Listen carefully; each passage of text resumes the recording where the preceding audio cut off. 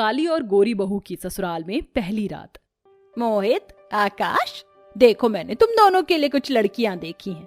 ये उनकी फोटो है, देखकर तो बताओ इनमें से तुम दोनों को कौन सी लड़की पसंद आ रही है। ये सारी लड़कियां दिखने में बहुत ही खूबसूरत और अमीर घर से हैं। माँ, मुझे ये लड़की पसंद है, मैं इस लड़की से शादी करूंगा। मोहित बेटा, तेरी पसंद तो बहुत ही सुंदर है। आकाश, अब तू भी बता दे तुझे इन लड़कियों में से कौन सी लड़की पसंद है। मैं तुम दोनों की शादी एक ही साथ और जल्द से जल्द करवाना चाहती हूँ। माँ, मुझे इनमें से एक भी लड़की पसंद नहीं है। मैंने अपने लिए पहले से ही एक लड़की ढूंढ ली है और मैं उसी से ही शादी करूंगा। उसका नाम अंतरा है और वो कोई हमारी तरह अमीर घर से नहीं है, एक गरीब परिवार से है। और मैं आपको पहले बता दूं, अंतरा इन लड़कियों की तरह खूबसूरत नहीं है। उसका रंग काला है, लेकिन मैं अंतरा से बहुत प्यार करता हूँ। अंतरा एक बहुत अच्छी लड़की है। मुझे उम्मीद है कि आपको अंतरा जरूर पसंद आएगी। क्या वो लड़की हमारी तरह अमीर नहीं है और ना ही सुंदर है?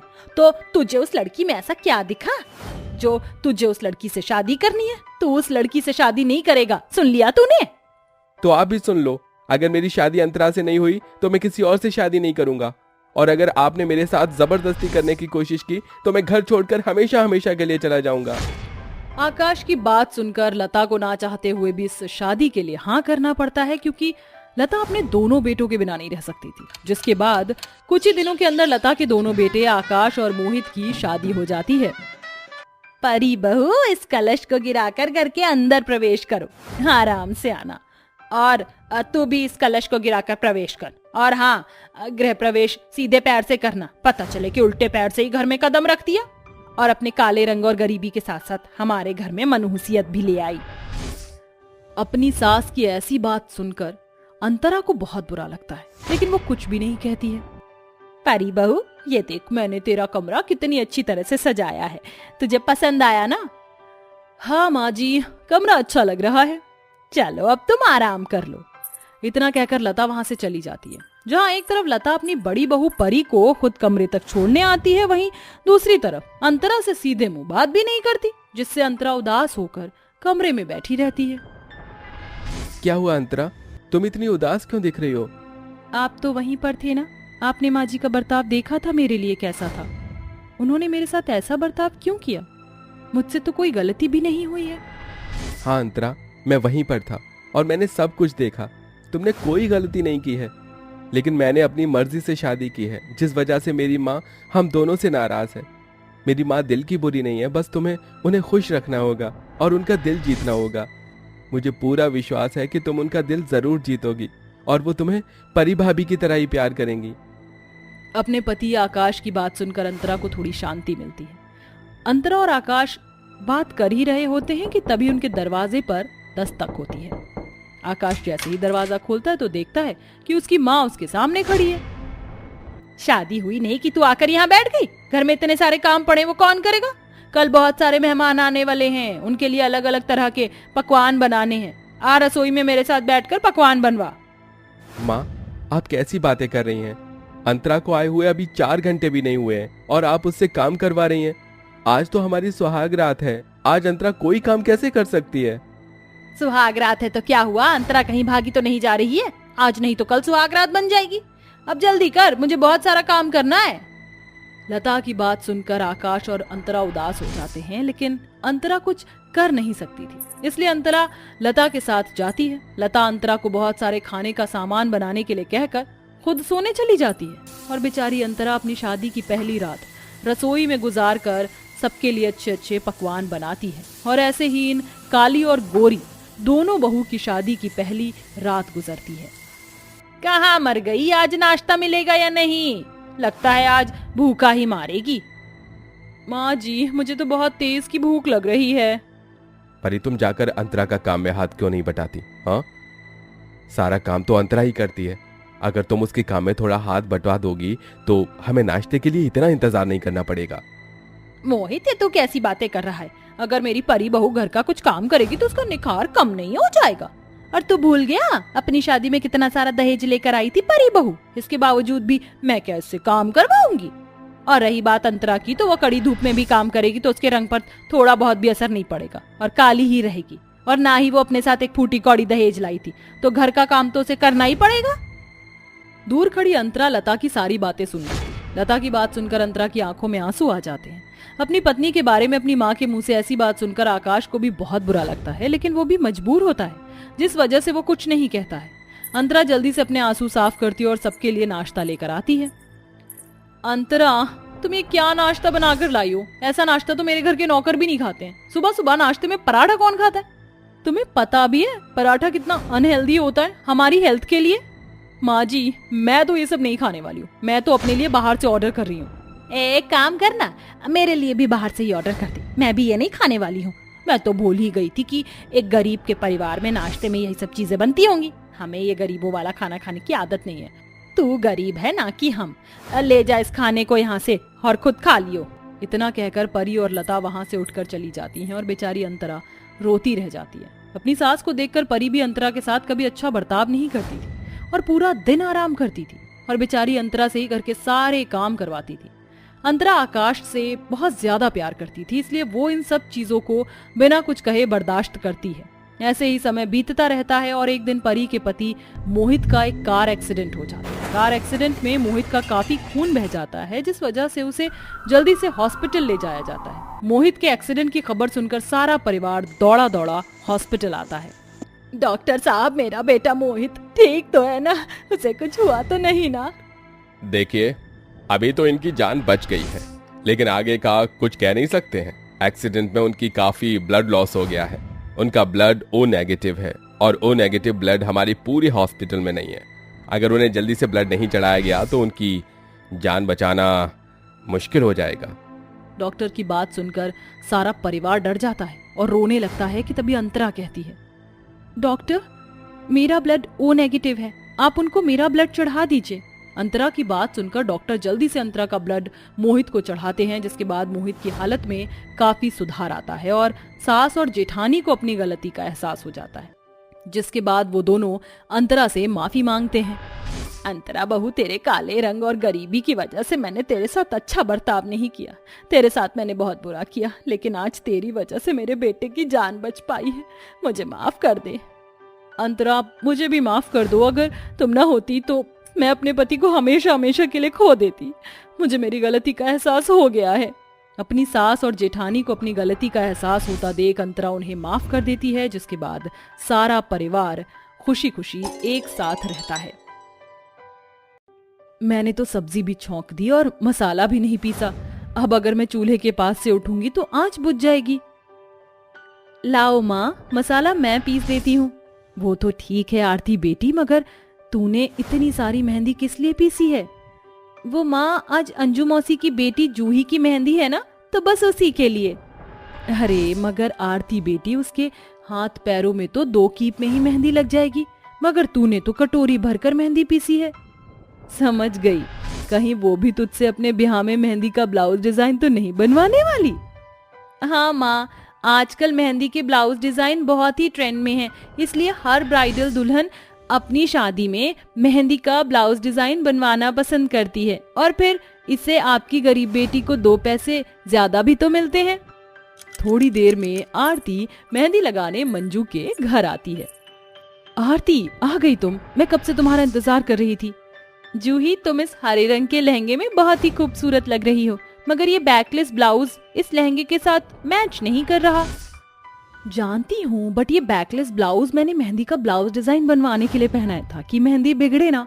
अब तुम जल्दी से मेरे हाथों पैरों पर मेहंदी लगा दो, अब फिर तुम्हें मेरी ब्राइडल मेहंदी ब्लाउज डिजाइन भी लगाना है। आरती जूही के हाथ और पैरों पर मेहंदी लगाकर उसे मेहंदी ब्लाउज डिजाइन भी लगा देती है, जो कि जूही को बहुत पसंद आता है। वाह आरती, तुमने तो कमाल ही कर दिया। कितना सुंदर मेहंदी ब्लाउज डिजाइन बनाया है। Thank you so much. भगवान करे जल्दी से तुम्हारी शादी भी पक्की हो जाए, ताकि तुम्हारे हाथों में भी मेहंदी लग जाए। शादी की बात सुनकर आरती की आंखों में आंसू भर आते हैं, क्योंकि उसके काले रंग की वजह से रिश्ते वाले उसे हर बार ठुकरा कर चले जाते हैं। अच्छा जूही, अब मैं घर चलती हूँ, माँ मेरा इंतजार कर रही होगी। आरती बेटी, आ गई तू? अच्छा सुन, कल तुझे देखने के लिए लड़के वाले आ रहे हैं। माँ, छोड़ क्यों नहीं देती आप मेरी शादी की जिद?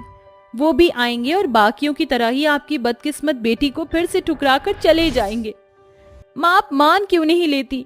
मेरी शादी नहीं होगी और ना कभी मेरे हाथों में शादी की मेहंदी लगेगी। ऐसा मत बोल मेरी बच्ची, मेरा मन कह रहा है कि तेरी शादी यहीं होगी। अगले दिन राजपाल का परिवार आरती को देखने आता है और यश आरती को पसंद कर लेता है, जिसकी बाद आरती और यश की शादी हो जाती है। आओ आरती बहू, इस ससुराल में तुम्हारा स्वागत है, मगर याद रहे अब तुम एक अमीर घर की बहू हो, इसलिए ऐसा कुछ भी मत करना जिससे इस खानदान की इज्जत घटे। स्नेहा, जाओ अपनी भाभी को कमरे में छोड़ आओ। जी मम्मी जी। भाभी आप माँ की बातों का बुरा मत मानना, वो ऐसी हैं। नंद जी, माँ जी ने मुझे अपना लिया, मुझ काली बदकिस्मत बहू के लिए यही बहुत है। खबरदार भाभी जो फिर कभी ऐसा कहा। मेरे लिए मेरी भाभी सबसे सुंदर है और मैं तो अपनी शादी में आपसे ही मेहंदी लगवाऊंगी और स्पेशल मेहंदी का ब्लाउज डिजाइन तो जरूर बनवाऊंगी, आप बस पैसे बता देना। इस तरह स्नेहा अपनी प्यार भरी बातों से आरती के उदास चेहरे पर मुस्कुराहट ले आती है। ऐसे ही समय बीतता है, इसलिए कि गायत्री आरती के काले होने के कारण इस शादी से बिल्कुल भी खुश नहीं होती। वो अक्सर आरती की गरीबी को लेकर उसे बुरा भला सुनाती रहती। फिर एक दिन, माँ जी कुछ दिनों बाद हरियाली तीज का त्योहार आने वाला है, मैं सोच रही थी कि घर के गार्डन में मेहंदी के पौधे लगा देती, वो काम आ जाते। ओहो बहू, तुम्हें क्या बार बार याद दिलाना पड़ेगा? तुम गरीब की बेटी थी मगर अब अमीर खानदान की बहू हो और हमारे यहाँ करवा चौथ या तीज पर महंगी मेहंदी वाली आती है, समझी? खैर तुम्हारे लिए तो मुझे पार्लर वाली भी बुलानी पड़ेगी जो तुम्हारा मेकओवर करेगी। अब तुम्हारे काले रंग के कारण मैं अपनी बेइज्जती तो नहीं करा सकती। अपनी सास के मुंह से ये सब सुनकर आरती की आंखें छलछला जाती हैं। मगर कुछ ही दिनों में यश का बिजनेस बड़े स्कैम में फंस जाता है, जिसमें उनका घर बार बिजनेस सब छिन जाता है और वो गरीबी में गुजारा करने को मजबूर हो जाते हैं। पता नहीं मेरे हंसते खेलते घर परिवार को किसकी नजर लग गई। जब से इस काली बहू के कदम घर में पड़े हैं कुछ भी अच्छा नहीं हुआ। गायत्री जी, तुम बहू को क्यों दोष दे रही हो? उस बेचारी की तो कोई गलती नहीं। इतने में यश घर आता है। क्या हुआ जी, कहीं नौकरी मिली? नहीं आरती, कहीं भी कोई काम नहीं मिला। सुनिए जी, जब तक आपको काम नहीं मिलता मैं मेहंदी लगा लेती हूँ, इससे घर का दाना पानी तो चल सकेगा। वैसे भी शादियों का सीजन शुरू हो रहा है। इस तरह से अपने ससुराल की जिम्मेदारी आरती खुद पर लेकर उस दिन बहुत से मेहंदी के डिजाइन गत्तों पर बनाकर बाजार के चौक पर बैठी होती है। हे भगवान, मुझ गरीब पर तरस खा, किसी को तो भेज जो मुझसे मेहंदी लगवाए। तभी मीता नाम की एक अमीर लड़की गरीब बहू के बनाए मेहंदी डिजाइन को देखकर उसके पास आती है। सुनो, 2 दिन बाद मेरी शादी है, क्या तुम मुझे मेहंदी लगा सकती हो? और क्या तुम्हें मेहंदी के ब्लाउज डिजाइन भी बनाना आता है? जी मैडम जी, मैं लगा दूंगी। कितने पैसे लोगी? मैं तुम्हें 10,000 रुपए दूंगी। 10,000? अच्छा चलो ठीक है, ब्राइडल मेहंदी लगाने में और मेहंदी ब्लाउज डिजाइन बनाने के बदले में मैं तुम्हें 20,000 रुपए दूंगी। गरीब आरती किसी भी कीमत पर यह मौका गंवाना नहीं चाहती थी। आरती मीता को अपने घर ले आती है और घर के बीचों बीच पर्दा डालकर पूरी मेहनत और लगन से मीता को बहुत ही सुंदर मेहंदी ब्लाउज डिजाइन बनाती है। ये लीजिए मैडम जी, आपकी मेहंदी पूरी हो गई। वाह आरती, इट्स इम्प्रेसिव। तुमने कितना यूनिक मेहंदी ब्लाउज डिजाइन बनाया है, बिल्कुल वैसा जैसा कि मैं चाहती थी। मैंने ये डिजाइन पार्लर वाली को लगाने को कहा था मगर उसे आया ही नहीं। मीता आरती की लगाई गई मेहंदी की खूब तारीफ करती है और उसे 20,000 रुपए देकर चली जाती है, जिसे आरती पहले तो अपने घर में राशन पानी भरवाती है और बचे हुए पैसों से घर के आधे हिस्से में पार्टीशन डालकर मेहंदी लगाने की कुर्सी और पंखा लगा देती है। वहीं अब मीता के बाद उसकी सहेलियां भी उस गरीब बहू के घर ढूंढती हुई वहां आती हैं। कोई है अंदर? जी कौन है? मीता ने यही घर तो बताया था। वो हमें मेहंदी ब्लाउज डिजाइन लगवाना था। वो यहाँ पर एक औरत रहती है, काली काली सी है वो। आरती नाम है उसका, मेरी बहू है वो जो मेहंदी लगाती है। अपनी सास को अपने लिए पहली बार बोलते देखकर आरती को अच्छा लगता है और रिया अंदर आती है। बताइए मैडम जी, कैसी मेहंदी लगवानी है आपको? देखो मुझे ना कल एक फंक्शन में जाना है और मेरा जो ड्रेस है उसका ब्लाउज बिल्कुल बैकलेस है। ये उस ब्लाउज की पिक है। बस ऐसा कोई ब्लाउज डिजाइन बना दो जिससे मेरे फ्रंट साइड का स्लीव और बैक नेक दोनों कवर हो जाएं। फिर आरती अपना दिमाग लगाकर इस बार सबसे अलग ब्लाउज डिजाइन बनाती है जो रिया को बहुत पसंद आता है। अरे वाह, तुमने तो कमाल ही कर दिया, कितना अच्छा मेहंदी ब्लाउज डिजाइन बनाया है। I love this. तुम्हारी मेहंदी के लिए मैं तुम्हें 10 आउट ऑफ 10 देती हूँ और ये डिजाइन तो मैं अपने स्नैपचैट पर जरूर शेयर करूंगी और तुम्हारे घर का पता भी।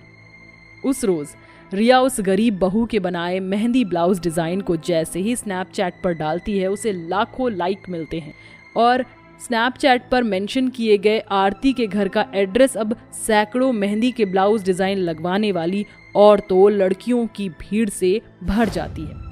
और अब आरती सुबह से लेकर शाम तक मेहंदी लगाती और उसे एक मेहंदी ब्लाउज डिजाइन के बदले कोई 10,000 दे जाता तो कोई 20,000। इस तरह से शादी के उस सीजन में आरती अपने मेहनत और मेहंदी लगाने के हुनर से लाखों रुपए कमा लेती है और अपने ससुराल वालों के रहने के लिए एक पक्का घर खरीद देती है।